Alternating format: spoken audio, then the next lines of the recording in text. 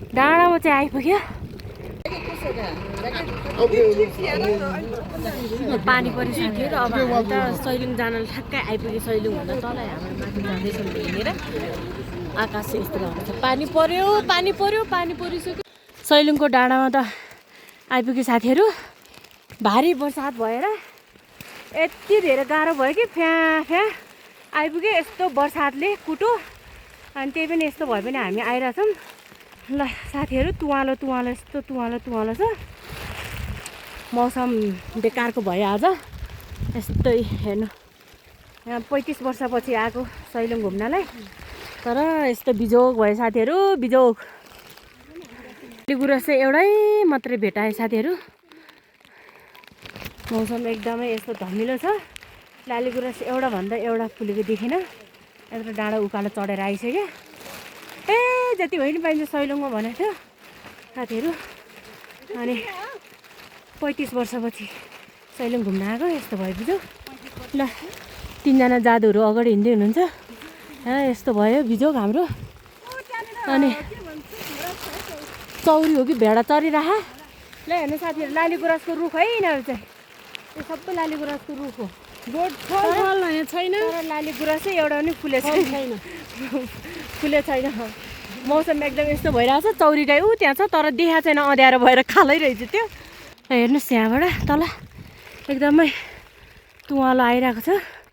यो तुवालो आएको ठाउँदेखिबाट हामी चाहिँ उकालो हिँडेर आएको साथीहरू।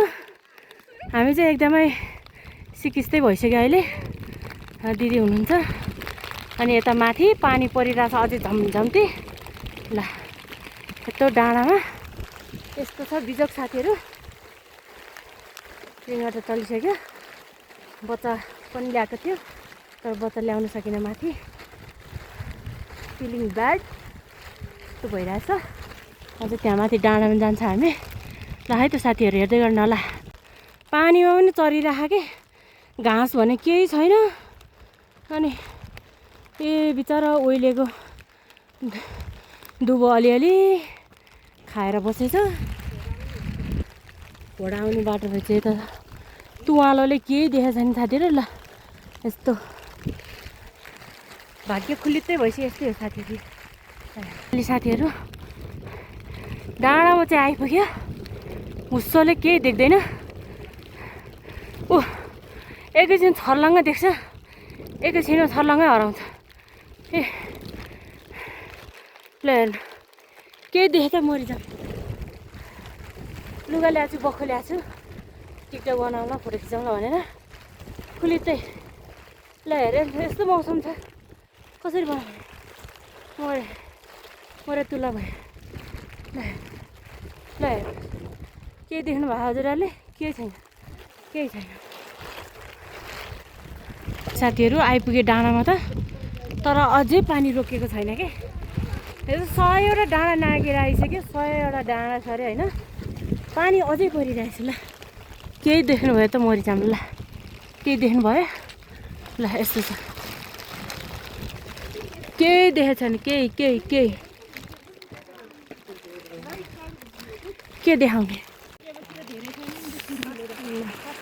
यस्तो बिजोग साथीहरू। हामी माथि पुगेर नै आयो होइन। 2टा पोका छुर्पी लिएर आयो, तर केही देखेन। त्यही भएर हामी एकदमै छिटो पर्खेर आयो। त अलिअलि मात्रै देखाएको छ अहिले चाहिँ। ल आउँदै हुनुहुन्छ सेनामेनाहरू। ल छिटो हिँडौँ अब। तल त खुर्खुरे दौडी।